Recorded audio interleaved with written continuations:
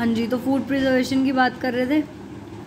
Chapter 1 में we have learned about the methods used to preserve and store food grains, मतलब कि crop, गेहूँ वगैरह, चावल जो हम उगाते हैं, मक्का, ये सब मैंने बताया था ना कि कैसे स्टोर किया जाता है। इनके भी कंडीशंस थे कि मॉइस्चर में नहीं रखना वरना माइक्रो ऑर्गेनिजम्स लग जाएंगे या फिर कीड़े लग जाएंगे, तो इन सब चीज़ों से बचाया जाता है। अब हम प्रॉपर खाने का देखेंगे कि उसको कैसे प्रिजर्व कर सकते हैं।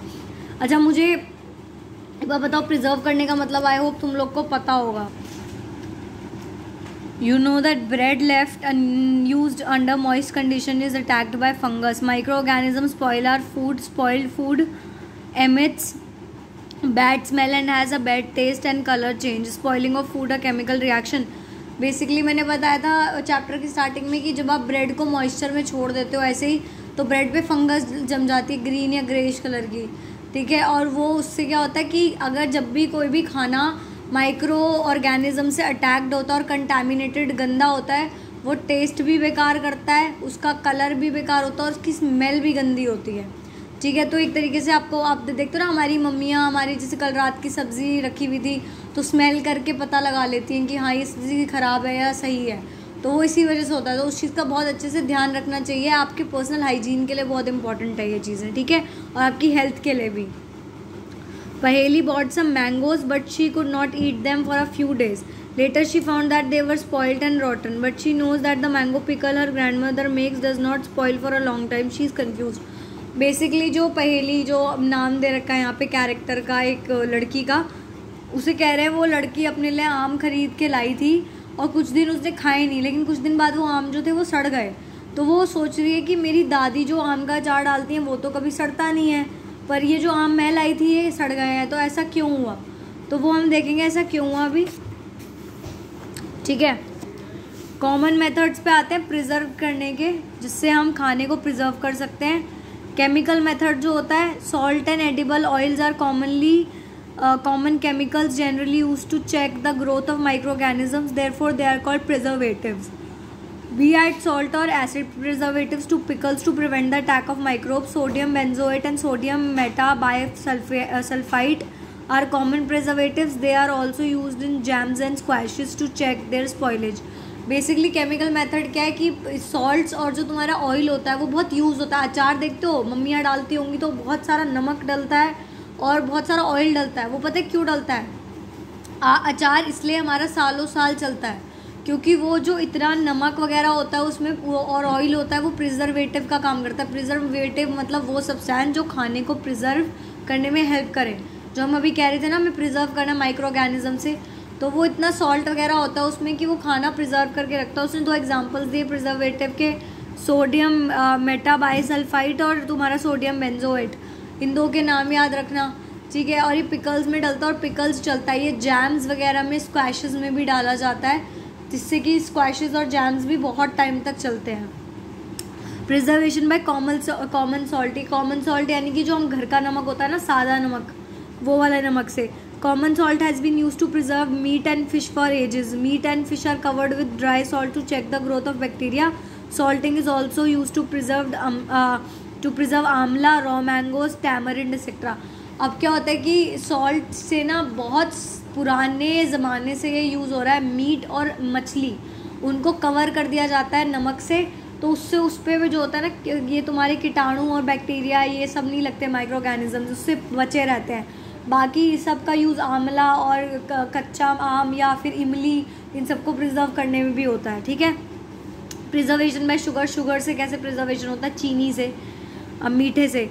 Jams, jellies, squashes are preserved by sugar. Sugar reduces the moisture content, which inhibits the growth of bacteria with spoil food.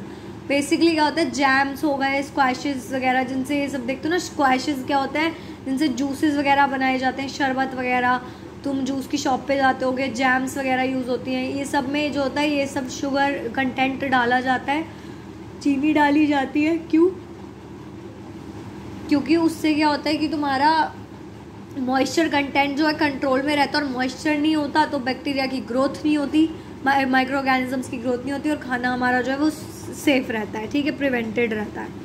Preservation by oil and vinegar. Use of oil and vinegar prevents spoilage of pickles because bacteria cannot live in such an environment. Vegetables, fruit, fish and meat are also preserved by this method.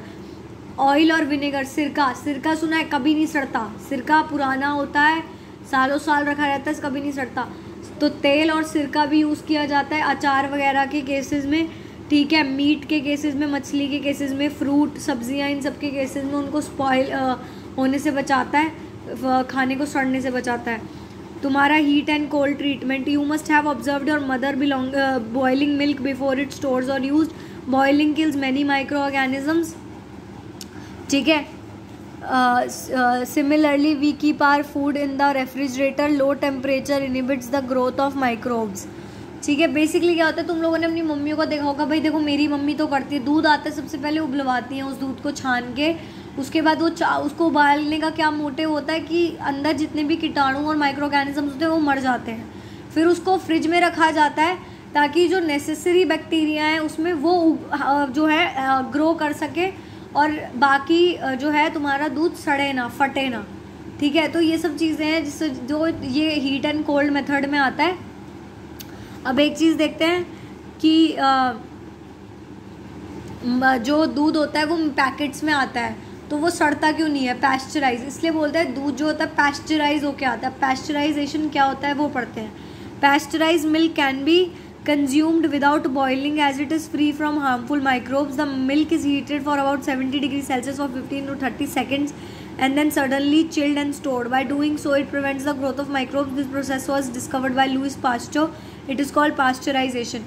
Basically क्या होता है कि ये जो दूध थैलियों में आता है ना, अब जो डायरेक्टली निकालते हैं गाय भैंस से दूध, वो तो हमें उबालना चाहिए घर आके, लेकिन ये जो थैलियों में दूध आता है इसमें ज़रूरत इतनी कोई ख़ास ज़रूरत नहीं होती। उबाल लो आप, पर ज़रूरत नहीं होती कि आप उसे उबालो, क्यों? क्योंकि वो ऑलरेडी बॉइल्ड होता है। उसको 70 डिग्री सेल्सियस पे 15 से 30 सेकंड के लिए रखा जाता है, फिर उसको एकदम से चिल कर दिया जाता है। चिल मतलब एकदम से ठंडा एनवायरनमेंट दिया जाता है, उससे सारे माइक्रोब्स जो है ऑलरेडी मर चुके होते हैं और फिर उनको स्टोर कर दिया जाता है और आप लोग को घर पे पहुंचाया जाता है। जो ये अमूल वगैरह होता है वहाँ पे ऐसे ही होता है और इस मेथड को पास्चराइजेशन कहते हैं। लुइस पास्टर ने ये मेथड सबसे पहले डिस्कवर किया था।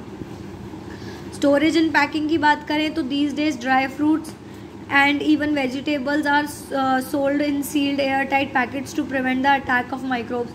अब ये चिप्स वगैरह, ड्राई फ्रूट्स वगैरह, इनको भी एयर टाइट पैकेट्स में जिसमें हवा ना जा सकती हो, आर पार ना होती हो, उन जैसे पैकेट्स में रखा जाता है ताकि हवा के थ्रू भी माइक्रो ऑर्गेनिज्म जो है उन्हें अटैक ना कर सकें और हमारी ये सब चीज़ें जो है वो साफ़ सुथरी रहे, ठीक है।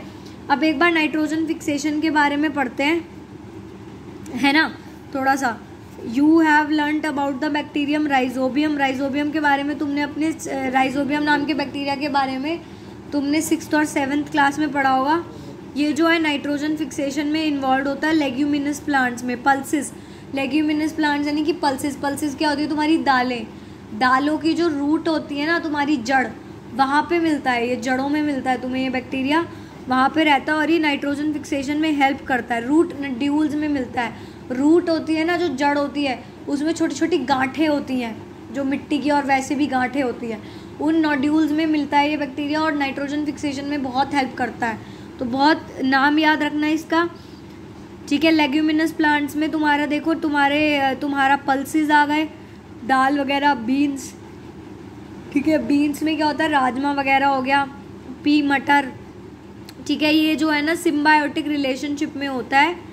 ये जो होता है ना बेसिकली इन सब के साथ, वो पल्सेस, ये सब इन एक दूसरे के साथ सिम्बायोटिक रिलेशन, मतलब ये बैक्टीरिया इनकी प्लांट्स की रूट के साथ सिम्बायोटिक रिलेशनशिप में होता है। सिम्बायोटिक रिलेशनशिप मेरे को लगता है तुमने पढ़ा होगा, मैं एक बार रिवाइज करा देती हूँ। जब आप दो लोग या दो ऑर्गेनिज्म साथ में रह के एक दूसरे को म्यूचुअली बेनिफिट कर रहे हो, मतलब अगर वो खाना ला रहा है तो दूसरा उसको पानी दे रहा है। तुमने एग्जाम्पल्स देखे होंगे, आप एक्सचेंज करते हो चीज़ें, आप एक दूसरे के बिना नहीं रह सकते। अगर ये बैक्टीरिया भी उसके बिना नहीं रह सकता तो वो रूट्स भी ज़्यादा दिन उसके बिना नहीं रह सकती। तो उस रिलेशनशिप को हम सिम्बायोटिक रिलेशनशिप रहते हैं, जहाँ आप एक दूसरे के ऊपर डिपेंडेंट होते हो अपने सर्वाइवल के लिए, ठीक है, वरना आप में से किसी की भी डेथ हो सकती है। Sometimes of lightning, but you know that amount of nitrogen in your atmosphere remains constant. You may wonder how, let us understand. अब हम देखेंगे नाइट्रोजन साइकिल, क्योंकि अमाउंट ऑफ नाइट्रोजन तो ना या तो बढ़ता है हमारे एनवायरनमेंट में, ना कम होता है। और ये नाइट्रोजन साइकिल बच्चों बहुत इंपॉर्टेंट है, ये प्रॉपर देख रहे हो, दिस इज़ वेरी इंपॉर्टेंट। इसके बारे में पढ़ते हैं अभी।